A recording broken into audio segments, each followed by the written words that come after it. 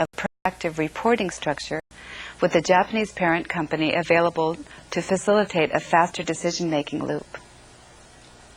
A fourth type of negotiated outcome involves a division of labor reducing further negotiations.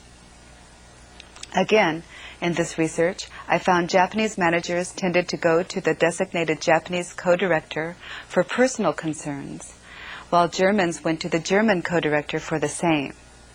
Furthermore, German managers were in charge of production and administrative functions, while Japanese managers dominated in the areas of sales and marketing, technology, and quality management.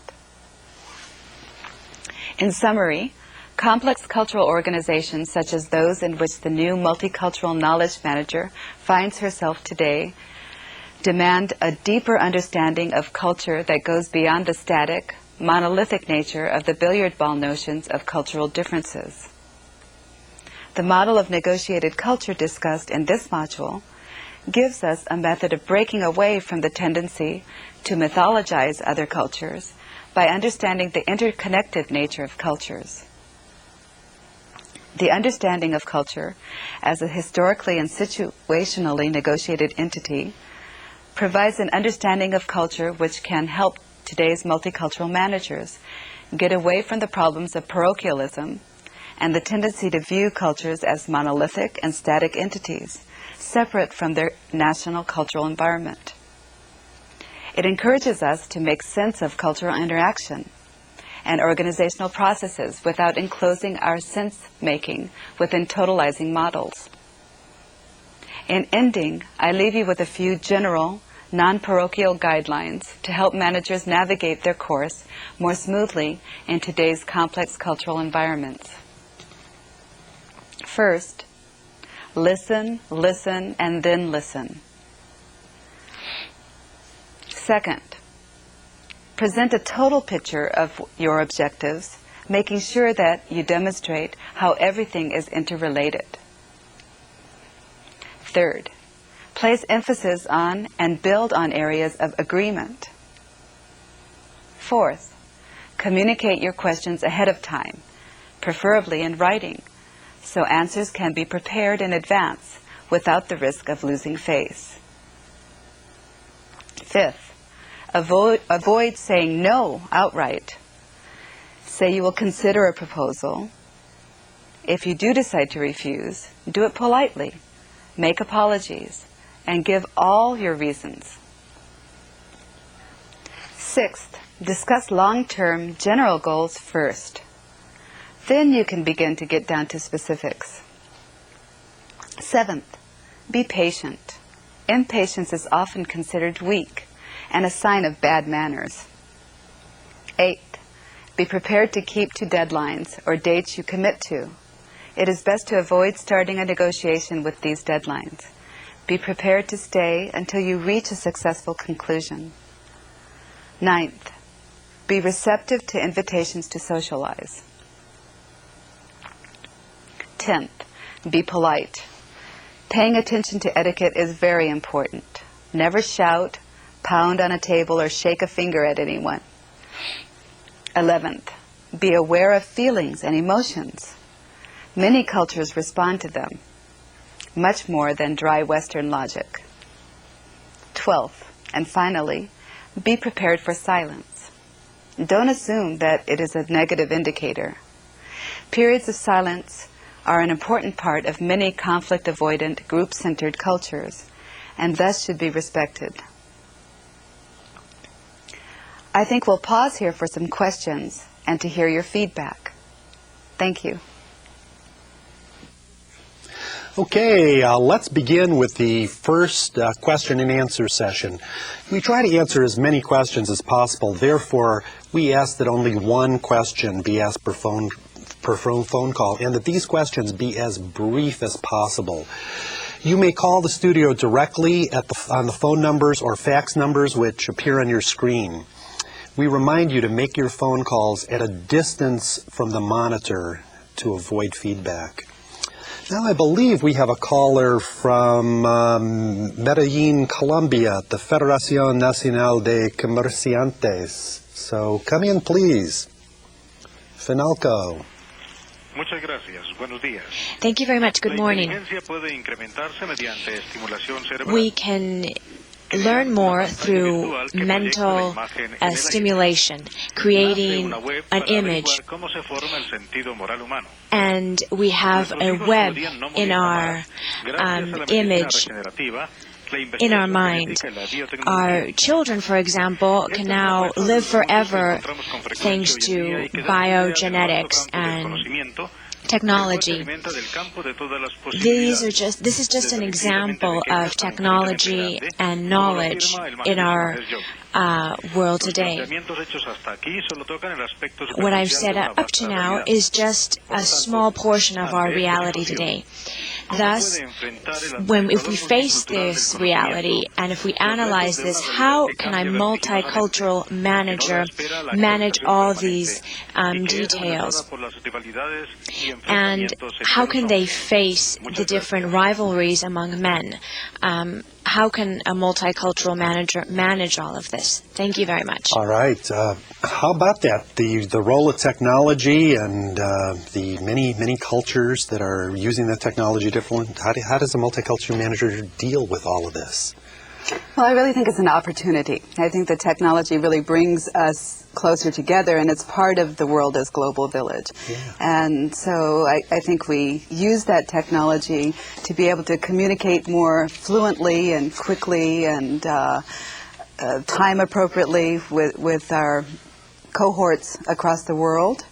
And also at the same time, I think the technology demands that we have to be more careful, that we have to be aware, even when we're not seeing the other person's face, for example, in virtual communications, that we pay attention to aspects of the culture that are sensitive to communications. Okay, tricky, I'm sure. Let's take another caller from Puebla, Mexico, from the Universidad Tecnológica de Tecamachalco. Come in, please, Puebla. Sí, muchas gracias. Buenos días para todos. Thank you very much and good morning. In terms of the ideas that you were mentioning, in terms of recommendations, what would you suggest that we could do to educate the directors in our organizations? Thank you very much. So, training of directors, how do you do it? Well, I think the directors, it'd be useful if they first knew something of their own culture of origin. I think if we don't appreciate where we're coming from in terms of our perceptual anchors, then we can't be prepared for meeting people from other cultures and the effect that that will have on us. Okay. Yeah.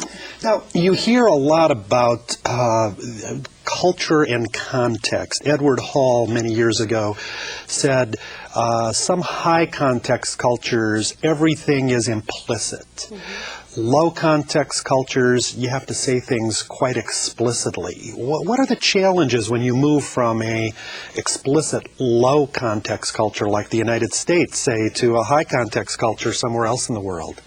Well, a big one is patience. I think if we're used to having everything said explicitly, we're also used to a certain type of immediate feedback. Uh-huh. We have questions, answers, we want things to happen quickly, and so we tend to be impatient and not allow for the pregnant silences and whatnot. And so I think a big part of it is to have patience and to listen to as much as we can, not only with our ears, but with our eyes and all of our senses. And to take in the whole situation, to really kind of soak up what's going on. That's right, yeah. Okay. Well, we have another caller from Mexico, from the Universidad del Valle de Matapac. And your question, please. Buenos días. Buenos días. Good morning. Our question is the following. In this era of globalization that we're living in, what could you recommend to the multinational manager that are located in underdeveloped countries in order for them to conduct themselves efficiently with developed countries and thus being able to obtain and achieve their objectives? What can you suggest? So lesser developed countries, what about them? Well, I think lesser developed countries have less knowledge of the more developed countries often. So you have to set context and explain how the technologies that you're carrying are interrelated. I think that's very important. You can't assume that they've already seen it. But in many lesser developed countries, they have access to American media, for example, which is everywhere. You were saying before to me that checking out the media of a country is a good tool to use in coming to understand a culture. Tell us more about that. Yeah, I think that's very true. We can talk about high and low context cultures theoretically, but in practicality, there's some pointers I think that I could give. I often tell my students and executives that if you're in the hotel, for example, prior to a meeting at a company abroad, you might just watch television and look at the television commercials and test yourself whether or not in the first minute of the commercial you know what the product is that they're selling. If you don't know, chances are you're in a very high context culture. If you do know, like here in the United States, we are so obvious about what we're selling, what the advantages are, and et cetera of the product, then we know we're in a very low context, high content culture. Very, very good guideline. Suppose you're a resident of Paraguay or Bolivia. Is the American media a tool to use in coming to understand America, or is it just so artificial that isn't much of a tool? Well, I think it is a tool. I think that you can know a lot about the popular culture of the country that way, but as I'll talk about in the second module, there's something called recontextualization, where people might fit what they're seeing into the context of their own culture and have a different understanding. I see. So that would be a caveat. Yeah, your own culture performs the effect of a lens, but maybe not all that clear a lens sometimes. Right. Yeah. That's right. Good. All right, well, we have a caller from Santo Domingo, the Instituto Tecnológico de Santo Domingo. Your question, please. Sí, gracias. Muy buenos días. Buenos días. Good morning. Mi pregunta es sobre este tema I have a de question cultura regarding negociada. this ¿Cuál sería el culture in impacto terms of que tendría negotiating. este tema What would be en the sectores como impact nuestros sectores educativos o intercambios entre universidades? in impact of this negotiating culture in the education environment such as ours? What could you comment on that? So negotiations across culture, always tricky. Some advice there?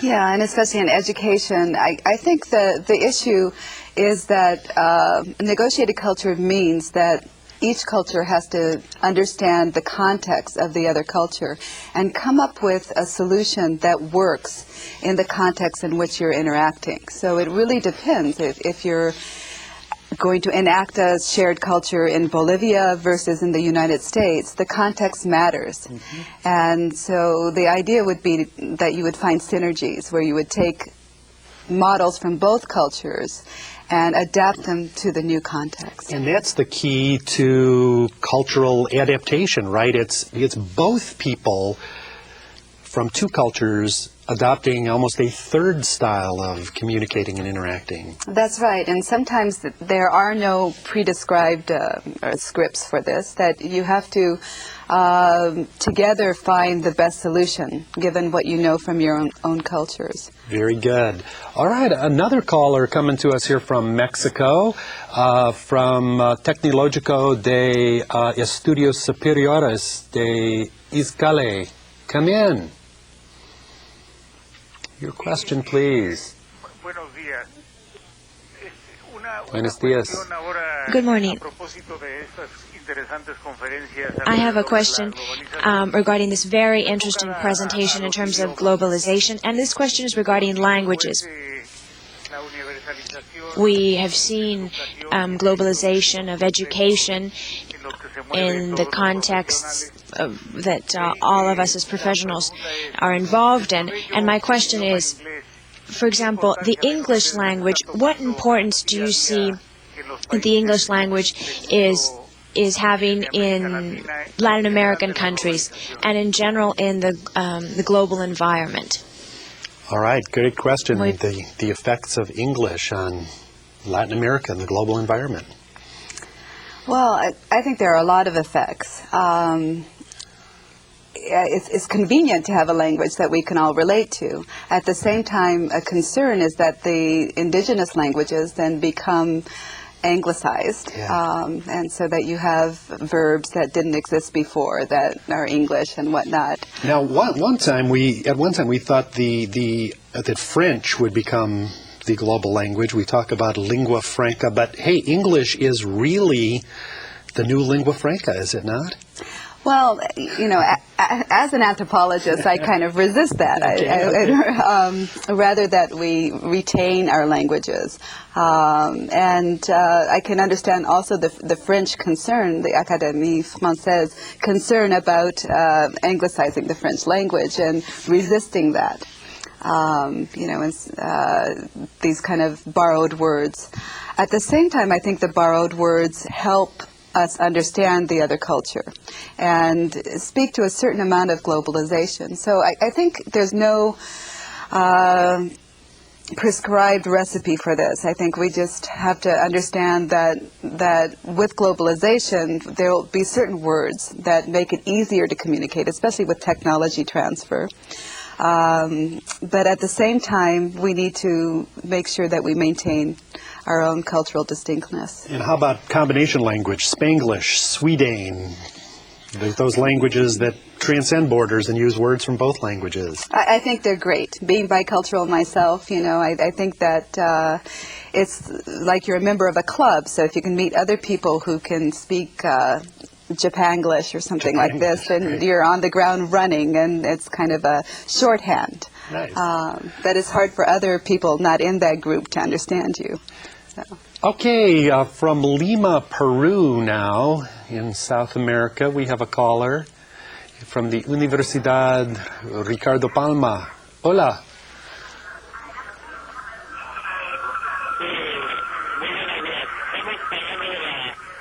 Sí.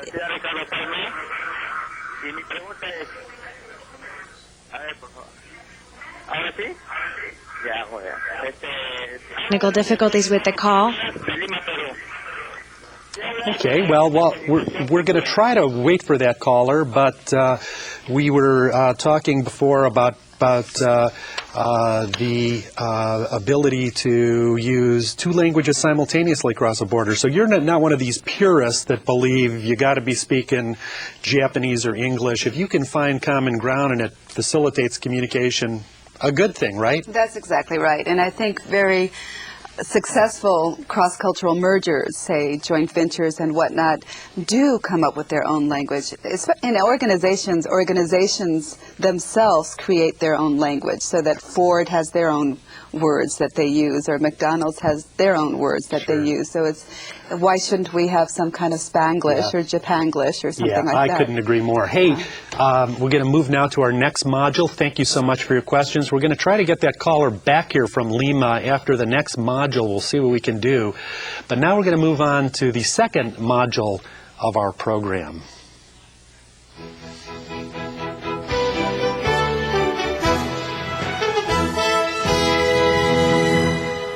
In the first module, I talked about a model of negotiated culture for the new multicultural knowledge manager. In the second module, I will talk about understanding, recognizing, and monitoring the effects of what I call recontextualization.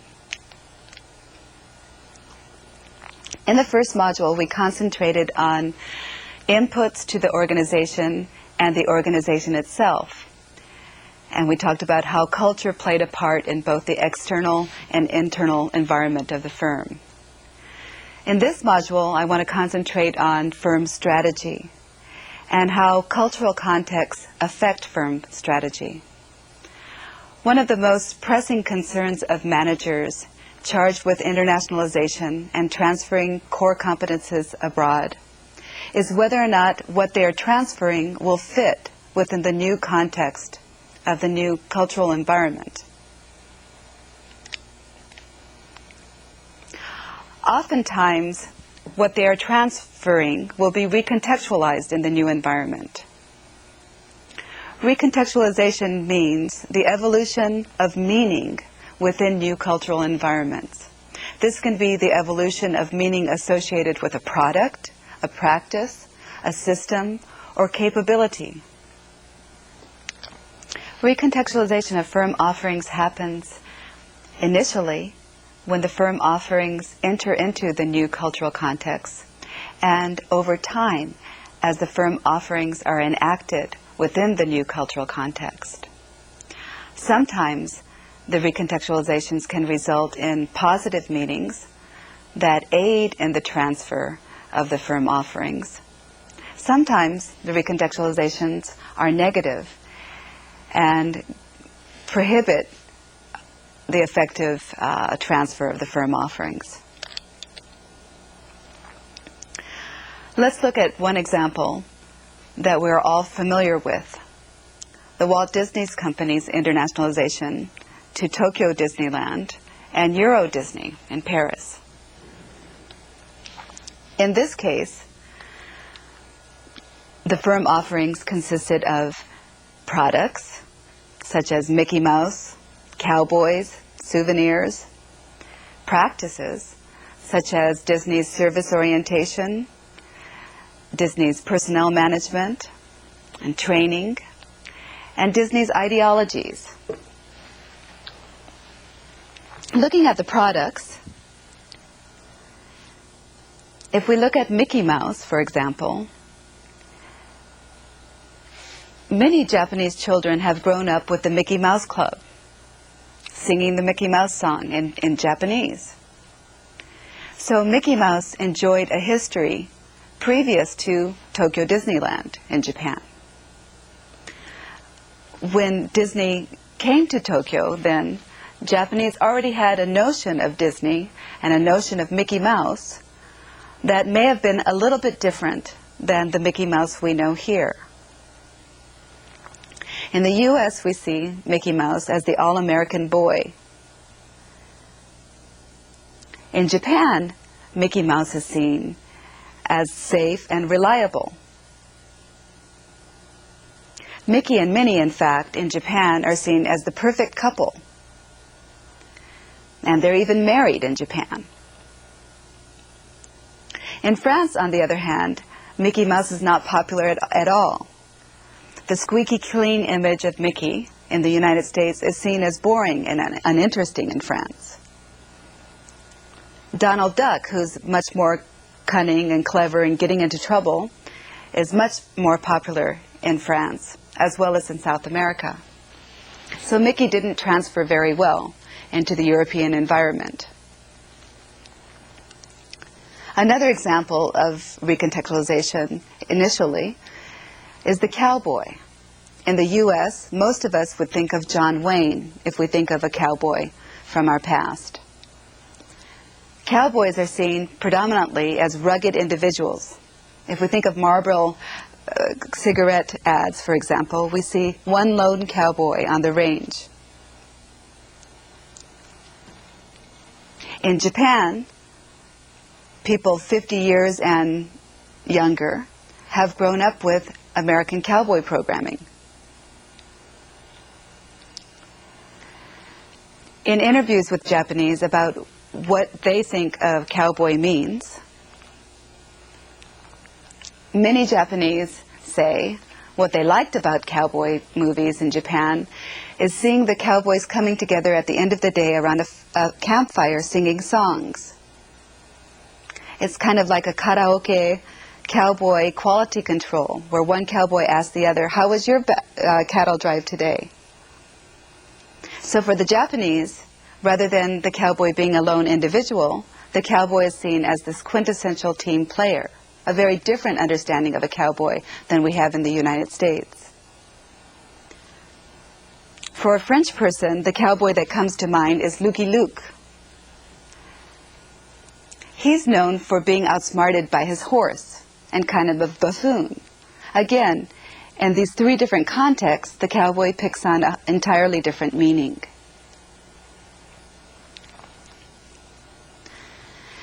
When it comes to practices and core competencies of a company, the results of positive or negative recontextualization can be even more severe.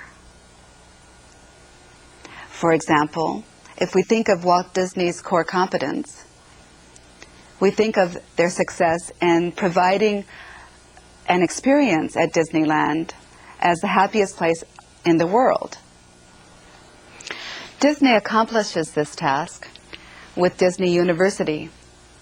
Each employee of Disney must go through an intensive training program at Disney University, where he or she learns how to deliver the type of service that we've come to be accustomed to at Disneyland.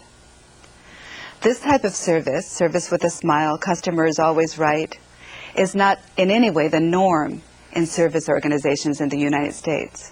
In fact, Walt Disney explicitly wanted to make Disneyland the hyper-normal, something better than the norm.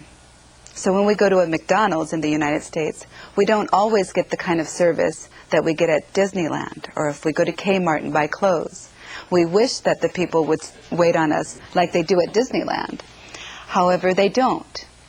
And the reason we like Disneyland is because the whole experience is geared toward making us forget our troubles. It's very clean, for example. People are very helpful. This kind of service orientation, when brought to Japan, fits very smoothly into the cultural environment of Japan. In Japan, all business employees, when they join a company, undergo a company university, whether it be Toyota's university or Nissan's university or Matsushita's university. All Japanese employees undergo training in service orientation when they take a job.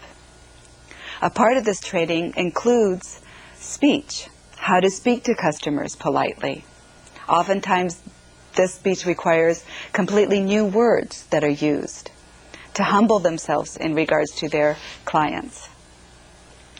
Therefore, when Disney takes the core competency in polite service orientation, the pixie dust competency, to Japan, the recontextualization is positive. They don't even have to train Disney employees in Japan to be able to deliver the pixie dust. After all, Japan is a country where the service orientation is so high that when you go into a department store and ride on an escalator going upstairs, there's a person that meets you at the bottom of the escalator and greets you and wipes the dirt off of the escalator rail from the previous customer so that you don't get your hands dirty. This is a highly evolved service orientation. On the other hand, when Disney takes this core competency to France, it goes into a cultural environment where this is not the norm at all. In fact, it's abnormal to think that you can train employees that stringently in service orientation. In fact, Disney's personnel management policies underwent such negative recontextualizations in France that it suffered 2 lawsuits against them. Disney employees in France did not want to be told what kind of pantyhose to wear, what color of pantyhose to wear, what kind of makeup, how to wear their hair, and this was seen as invasive and against personnel policy regulations in France.